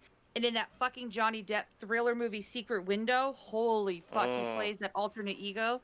Great guy. Probably will not be, on the short list of fantastic, but he's wonderful, and I like all the funny movies he's in. Great guy. Great acting. One of the bigger movies I seen him recently was it's about it's called Plaintiff 123. He was the cop. Oh yeah, the Taking of Pelham 123. Taking of Pelham, yeah. Yeah. Oh, that's right. I saw that once on cable. I forgot he was in it. Oh, it's an awesome ass movie. That was a really, really good movie. Denzel Washington and who's it? John Travolta. John Great roles. Travolta. Great roles. Oh yeah. John Travolta's a bad guy, right? Yes, John Yeah. Travolta's a bad guy. He's always a bad guy nowadays. He plays good bad guys. I mean, Yeah, I'm like, when he spent all his time being, you know, fucking. Well, I don't know. Pulp Fiction, he's kind of a bad guy. But one of the like, hardest things to do, though, in Hollywood anymore, as an actor, I would think anyway, is to play a convincing bad guy. Anybody can go out there, have the gun, and start shooting at people and say, "Give me all your money, stick them up," that kind of thing. But to be a convincing bad guy, it's. I think it's a difficult thing to do, and I think that if you don't do it Well, right, without, you can like- ruin a movie really, really quick. without like being like too one-dimensional or cartoony. That's why I'm like, I've maybe I just noticed it more now that they write them with more like depth or more like sides to them. When you think about it from their side, you kind of think maybe they've got no one's ever the bad guy of their own story. Is what I'm saying. You kind of get their side of what they're doing, and maybe it's not quite because we know who the heroes are. We're rooting for them. That's who we've been following. But like when you see someone who has a conflicting opinion or whatever, I don't know what drives somebody to be that way. You know what I mean? It's really cool to watch if that's done right, like you said. John Turturro is actually one of my favorite mob movies called Miller's Crossing. That movie is. Never heard of it. Oh, it's good. I've heard a lot of people say that if there was ever a sequel to The Godfather that takes place later in years, that this would be a good sequel to it. But it isn't a direct sequel to The Godfather at all. But it is very much a very cerebral, very emotional way of telling a mob story. So it's not just all gunfights and stuff like that. It's a very, very good movie. I was like, now Godfather 3, which took place in his later years. Yes. There you go. Still a good movie, but a lot of people don't really like it. It's not fantastic. But you guys mentioned And Big before- Lebowski and Oh Brother, Where Art Thou? Two just fantastic movies that he's in. And my brother-in-law wanted me to give one name because he said I should have put Eugene Levy on my list. So just a shout out. Oh yes. Yeah, that's not a Shit. bad one. American Pie, baby. He's the one that sold Clark Griswold, the family truckster. Don't forget that. Oh, that's right. Oh my god. He's a wacky dude. He is. He's absolutely hilarious. hilarious. So. And his son's He just is. as funny as he is. I haven't watched a whole lot of the TV show Schitt's Creek, but his son is apparently every bit as funny as he is. But Jeremy, you'll find this interesting. awesome. You want to know something that John Turturro is in that is upcoming that we're going to be very, very interested in. He plays a role in the Batman. Oh, right, yeah. I forget exactly did what she say he's that, like playing. with Robert Pattinson? Oh, Yes, yeah. the Robert They Pattinson won't say film. in the credits, but yeah, he's in it. Yeah, he's I'm definitely. trying to, Maybe like, he's the new Alfred. Would he That's be what I'm the thinking, like, Alfred? I'm trying to think who would he Possible. be? Yeah, I could see him being Alfred. Yeah, I could see it too.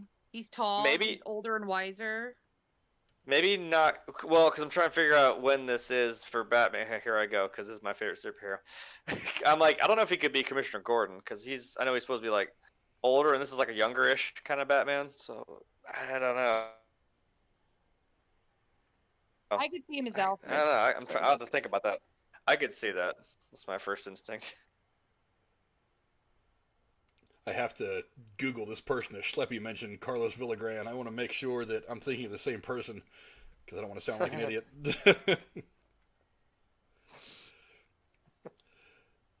Let's see. What has he been in? He is well, I should know him. He's a Mexican actor, comedian, former journalist, best known for playing Right. Cuicho in the Televisa sitcom El Don't fuck this Chavo up. de Ocho. Well, aren't you supposed to know all those Mexicans, Frank? What are you trying to say?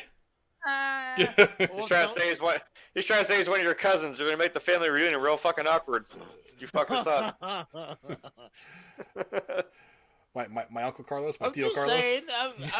I was hearing that y'all know each other, so I figured you must know. Oh, so Big racist. families, man. We got to cancel you now for being racist.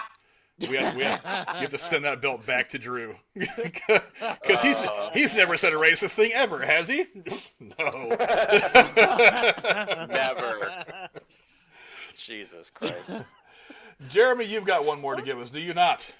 A big name. I do, and yep, and another kind of a somber tone to it because he is also no longer with us. A very hilarious Like, man. did he die yesterday and you didn't know it? No. Thankfully, no. We've had some time to heal. I went again. I'm gonna end strong. Dusty, played by Philip Seymour Hoffman in Twister. Oh yes. The extreme. You know what I mean? Oh Yeah. God. I'm like, Yeah. please tell me it's that. I'm waiting for the I was hoping you get him like in that little stance, like the extreme. And he was No. so sad when Grandma died because he loved her like it was his own grandma. Yeah, like he again, kind of like the Vince Vaughn angle. Like, man, he plays like that really cool, like chill, funny best friend kind of guy. Like, you know, he's got when they're sitting around the table, they're all telling stories. Like, you know, he's got the stories. He finally explains the whole extreme thing. I don't know. He wasn't as big as he eventually became, right? But like, he still holds like I said, he holds pretty well in this movie. It's, you know, he walks up like, what was it like? Windy. Oh, really? Windy. Oh. It was windy. I think And then he he just did, fucking, I think he did a good job in was it Patches or Patch? Patch Adams? Patch Adams, yeah. Yeah, Patch Adams Yeah. as that arrogant asshole doctor. Oh, that's right. he I was was in like, that. wait, now I see it. Yeah, okay. I don't know if it's really a supporting role, because I know we're talking about the Hunger Games. He was the game warden. fucking, yeah. No. Yeah, he was- the he- game. The game master is what he Master. was. Yeah, he passed away Yeah. right before he had a chance to film his last few scenes. That's why at the end of Right. that movie, when the what's the name, Woody Harrelson's character reads her the letter, that was supposed to be dialogue that he was supposed to deliver in that scene, but they changed it around a little bit because he never got a chance to film that scene before he passed away. Sucks, Drew man. just said the suck zone. Exactly. You know, it's funny. He also put in With there. the glasses half up his. Yeah, Drew also put in there the food. I almost got that picture. I almost pulled that picture for Oh this. man. But I couldn't find a picture of him and the We dude cra- actually with the we finger crash like this. They're like, food! I couldn't find an exact Food. picture of them doing Where this. he was like the bad guy. Like he was a really bad guy, like trying to. Oh, James Bond. Wasn't he a bad guy in James Bond? He wasn't one of them, wasn't he? I think Yeah, so. he played a really Yeah, I fucking think bad so. guy. Which one was it though? I don't know. I'm gonna look it up now. I'm having trouble remembering. Tasty cow, Aunt Meg. Oh god. Yeah, Twister is a classic movie. Yeah. If you guys go back and See- look into some of my short videos, I did a video about how they actually want to reboot Twister, and that's actually one of my most viewed videos because people see that they're like, wait a minute, Twister reboot? I have to know. It's really Right. weird if you go look at some of the comments. There's like it's kind of a 50-50 split of whether people even want to do it or not. But some people are like, no, I don't want it. Just leave Twister I don't know. alone. I don't know if it's kind of in its own. I mean, when it came out, it's. I think of it as this weird little '90s like movie in itself. I don't know. It's that's what I'm saying. Shit, he was in Along Came Polly. He was the guy who sharded. Oh, that's right. Yeah. Yeah. See, it's like in this movie, you've only seen him for like what, 2 minutes of screen time, and then when he says like, "Oh, I'm gonna, why don't you go hang out with Dusty, and why don't you explain to her why you are the way you are?" And you already just know, oh dear Jesus, this is not. You already know what kind of friend he is. Like, you know that friend in your friend group. Yeah. Sometimes I'm I that think friend. I Oh, have it God. wrong. I think he was in Mission. He was the bad guy in Mission Impossible 3. I don't think it was James Bond. Oh, you know what? Mission Impossible. That does sound right. Really, That does I- sound right. I wouldn't know, to be honest. If you like him, you would like him in this. He's a bad guy in that. It's not James Bond. I was wrong. Right. That does sound about right. Absolutely. But yeah, Philip Seymour Hoffman, definitely a good one. And I guess it's down to me to finish this whole list off. And this is one guy. He died just a few years ago, but he played kind of second banana to a couple of different badass actors. One of them, Clint Eastwood. And I'm talking about, I always mispronounce his name. It is Rennie Santonil. I don't know why I always pronounce his name wrong. He was always kind of the partner cop to some of the bigger characters. He played, I think, in 2 of the Dirty Harry movies. He was a partner to Clint Eastwood. Yeah, let me pull my notes out here so I'm not misquoting any of this. He was a film and television actor. He noted for playing Poppy on the television series Seinfeld, and Tony Gonzalez in Cobra, and Chico Gonzalez in the Dirty Harry franchise. His first significant film role was an uncredited appearance in 1964 in the film The Pawnbroker, starring Rod Steiger. He went on to play Inspector Chico Gonzalez in the 1971 film Dirty Harry, whose character is a new-coming detective and college graduate in sociology, and he obviously gets stuck with Dirty Harry, who's a much more not by the book, fly by the seat of his pants kind of cop, which makes for a great relationship in that movie. And he ultimately uttered the memorable phrase, "No wonder they call him Dirty Harry. He always gets the shit end of the stick." That's actually one of the more famous lines in that film, for those of you who've never seen it. His other film roles during the 80s included prison official Raymond Herrera in the 1983 version of film Bad Boys, not to be confused with the Martin Lawrence, Will Smith movies.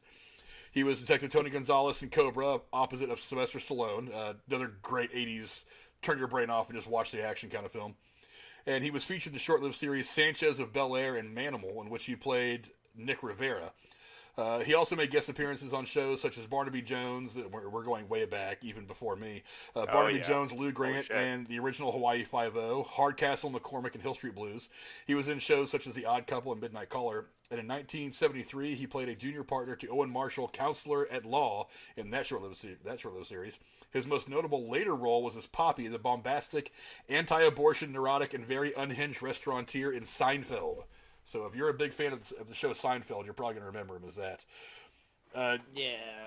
This I think is the one person that I think all of us picked that really perfectly fits kind of the topic of this show. He never really led anything.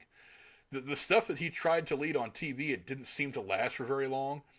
But I know that he was most of his success came as either straight up supporting roles or in ensembles. He never really led anything. He was just always one of those background performers. Do you guys remember seeing him in anything? I'm listening to the list and looking at him. The only thing that looks maybe familiar is Dirty Harry, because I've seen Dirty Harry, but I couldn't place him in it. That's what I was going to say. I'm like, honestly, the first thing that would jump out to me would be Dirty Harry. Great fucking series. His face doesn't look familiar. Oh, no, I've seen him before. If I had to immediately think of something, that's what I would have thought of first.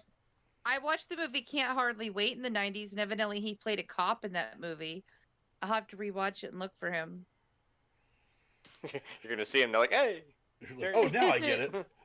Yeah, just... he was always kind of that cool cop who he was partnered next to people like Eastwood and stuff, but while he was also kind of that vein, like he didn't care about the procedures and the rules, he was never the one that actually broke any of the rules. He was always covering for his friend more than anything else. But still, make my day. He's just like, yeah, whatever, dude. Okay. You do you. But yeah, I always thought it was kind of funny because I remember right around the time that Cobra came out with Sylvester Stallone, I had just gone back for whatever reason and watched Dirty Harry, and I remember thinking to myself, he's playing the exact same role in both these two films. They're totally different. They're just he's literally playing the exact same role. You're like, oh, he's a cop in that movie, like she just said. It's like, yeah, hey, if you play it well, I mean. Well, that's how Joe Pantoliano. I was reading an interview with him years ago, and he said that somebody asked him why he always seems to play cops and mobsters. He says, well, because my mom married a guy who was in the mob, so those are the two people I know most, is cops and mobsters. He's like, I knew a bunch of mobsters, and we had to deal with the cops a lot, so those are the two people I knew growing up, and those are the roles that come more naturally to me, and it makes perfect sense. But I don't know if he had any actual experience as a cop, or even knew any cops, but... Draw from experience, man. Yeah, once you've played it 3 or 4 times. If it comes from a real place. He hell looks like a cop, too. Yeah, once you've played it 3 or 4 times, I guess it just kind of becomes a part of who you are. All right. But listen, let's go down to the chat real quick. Do you guys have anybody, let's see, a lot of people still talking about Philip Seymour Hoffman, the Suck Zone, it's the Wonder of Nature. It's the point. It's the point which tornado sucks you up. But yeah, I mean, go down to the chat. Let me know who you guys think. Let me look at my phone since that's a little more updated than I'm looking at my screen. Derailed all over the place. Jennifer's laughing at something. I don't even know what he's laughing about. Hoffman was a good fit in the Hoffman was also a good fit in The Big Lebowski. Was Philip Seymour Hoffman in The Big Lebowski? Was he?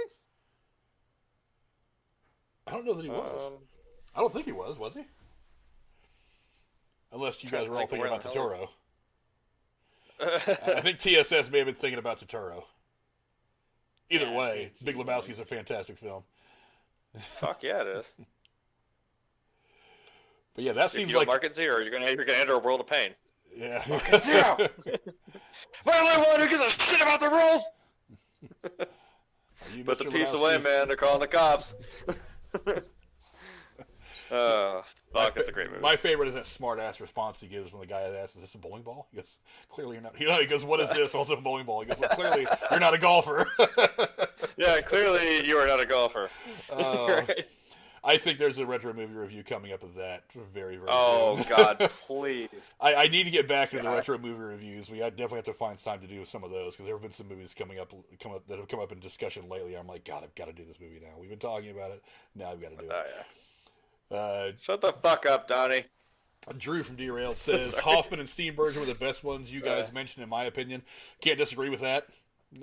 Can't disagree with any of that. Yeah. Both of them have been terribly successful in their careers. They've been in some fantastic movies. TSS says, dude, Twitter has Betty White trending, and I had nothing to do with it here. As long as it doesn't say you don't R.I.P. have anything to do with it. As long as it doesn't say R.I.P. Betty White, I'm fine. If it's just Betty White trending, that's fine. I'm going to look it up now. Miss the harsh truth, my woman Jennifer says, because she's badass. Could be. Could be. Probably because she's outlived yet another. Yeah. It seems like every time somebody. I think we just need a... What were you saying, Casey? I was gonna say we just need to freeze her, so at least she'll still be alive. I'm all for that. Well, she could have her head frozen like Walt Disney cryogenically. No, just put her whole body in there, and when we figure out the. I don't think anybody actually freezes their whole body. Even Walt Disney said it's only his head that's cryogenically frozen. That's actually not it's not true. his whole body. That's been debunked so many times. It isn't? Wow. No, it's not true. Cool. I learned something new today. It is absolutely not true. All I could think of was that damn scene from Family Guy. Welcome back, Mr. Disney. Are the Jews gone yet? No. Put me back in. Put me back in. Jesus Christ. That's fucked up. TSS says that Hoffman was in Big Lebowski. He was a Brandt. I'm going to have to go back and watch it now. Huh. But before we start with our closing remarks, it's Bolsey has come back with another donation. Let's see what he has to say. Oh, Jesus. Al Pacino, an American retired Chinese actor, was played in movies like Godfather and Scarface. He won awards such as Academy Awards, Tony Awards, and even the Triple Crown of Acting. Am I smart millennial now? Well, you're smart enough to Google it anyway. But hey, I know how to search. Yeah, whatever. I did a Google. As long as the information is accurate, I'll take it. So good job, Bolsey, and thanks for the donation. Thanks for supporting the channel. So let's give some closing thoughts. We'll start with you, Cora. Fun topic. Really made me work my brain and kind of dig into like stuff I loved in the past and try to, narrow it down. So it's a great brain exercise. Thank you for the topic idea, Jeremy. Yeah. It was great. I liked how there was some crossover, and some stuff popped up as honorable mentions. Fun time. And I'm glad Casey the champ was here. Yes, it was nice to have Casey pop out of nowhere. Jeremy, what do you think? Yeah, even though my brain apparently went somewhere else with it. But they were still good choices. Still fun. I'm not knocking them. They're still good choices. Yeah, no, you're right. I mean, what I was thinking was, like I said, just maybe a specific character that was a secondary that I'm just like, fair, ooh. Jeremy, I thought the same thing, and I did that list first. Okay. And then I wasn't sure, because after we did the WandaVision, and at the end of the show, he mentioned what's happening Thursday, I think it changed slightly. And so I DM'd him, fair. and so I was like, oh, okay. And Oh, I was yeah. sitting there with a list, just ready to full send. I was like, all right, yeah, no, it was fun. And it's kind of funny how like we don't discuss these like amongst ourselves. Like we're just like, all right, here's what we're gonna do, and then we make our own list. And it's amazing, like you said, how many times those kind of crossed over. Like with Jurassic Park, and we're like, oh, here's Vince Vaughn, now here's Eric Stoltz, here's Pulp Mhm. Fiction, here's like that was wild how that just organically went the way. Yeah, none of that was I planned. think It was totally by accident. Yeah, I think the only thing Yes. my only really, I have like two others that I put down as honorable mentions, but the ones I think also kicked this off was those two pirates from Pirates of the Caribbean, the guy with the fake eye and the little short dude. Oh, Those two fucking guys. I mean, you can't tell me that isn't just a fun fucking time every time they're on screen. No, those two are awesome. They are the best kind of comic relief in that movie, where you supposedly got Johnny Depp kind of doing a lot of the comedy. The fact that those guys came in there and were such steady comedy relief was actually really great. Yeah, they still and they're still part of the story. Like they're still pretty integral. They were two of the pirates that were cursed. They were finally they kind of joined their crew in the last two movies. It worked. It did. It worked very, very well. All I gotta say is, I try to pick some of these older people that maybe some of the younger crowd hasn't found, because I want people to get interested and go back and find some of these things. One of the silver linings to this whole pandemic cloud, and one of the things that I've tried to do as a film fan, is I've tried to go way back and find some other things that I probably wouldn't have even tried to look up had we had this last year of movies where we would have had. What we missed. Black Widow, Wonder Woman came out just recently. That was due out almost a year ago. I mean, all these movies that we were supposed to be talking about in the course of the last year. Even I, amateur cinephile, probably wouldn't have thought to go back and find a lot of these movies. But that's one of the things that I've kind of tasked myself with, is going back and finding some of these great performances that have been kind of lost to the years. So hopefully you guys are hearing some of these names and you're going back and you're looking up people like Don Amici and John Houseman and some of the people that my co-host mentioned, and you're going backwards and going back to a time where people weren't so overly sensitive or so careful about how they craft a movie. Sometimes you just get a good story, you get a bunch of people together, you make a movie, and it turns out to be gold. And that's what a lot of these guys are in. It's like you couldn't make a movie like Dirty Harry today. There would be because there's so much animosity towards police. Some of it rightful, some of it not. That it'd be really, really hard to even approach that topic without wanting to tiptoe or walk on eggshells and kind of make a shitty movie out of it, because you're trying not to piss anybody off or trying not to approach this topic. So you just end up not doing it at all. I just go back and watch some of these movies. Go have some fun with it. Go back and find some of these people. Enjoy it. Go back to a time where filmmaking was a little bit more pure. Not entirely pure, but a little bit purer than what we've got today. That's all I'm saying. Thanks to my co-host for coming in, Miss Cora. Thank you very much. Any final words? Oh, plug the podcast. Spay and neuter your pets. Plug the podcast real quick since you're here. God damn it. What? I was say plug the podcast while you're here. You're good. No, like you're gonna Bob Barker this every time. Like now I feel like I know. need to have like a sign off. I have a sign off because of my gamer tag, but I'm like, if anyone catches the joke, I really don't want to get tagged with just. You know what? Maybe I'll try it. If you know, you know. Cora, plug your podcast before we get to Jeremy's plug. Oh, I think Drew covered it in the chat. We're good, I think. If you, you will actually be able to go to Drew's channel and see that. He is going to be premiering that in about 15 minutes. Or if you want, you can actually go check out the Jabroni Jabber podcast, which will be starting about the same time. He does his thing live every Thursday at 10 o'clock. He is talking about something involving COVID and something else. I forget exactly what his topics were tonight, but you can go check him out and support him. And Jeremy, give us your close. Wait, give you my clothes? Yeah, your Whoa there, your Tiger. closing Sign line. up. Whoa. Your sign Whoa. up. Your closing line. You know what I'm saying? I know what I I heard. want your clothes done. All right, everybody, calm down. Sit. Stay. Take a cold shower. All right. Yeah, no, that's about all I had to say. So this isn't gonna make sense, but I'll see you next Tuesday. Cool. I get it. I don't know if a lot of other people will. Frank got Actually, it. we will see you We next know. Tuesday for WandaVision. Well, I know, but the joke is because that's my gamer tag. So my thing is it's Tuesday. I kind of wrote myself into a corner with that. That's Frank got what I was getting. See, I'm like, it's clever, right? It But is clever. there's also the joke. There's the joke, and I'm like, I don't know if I'm playing with fire with that one. I don't know. TSS is right.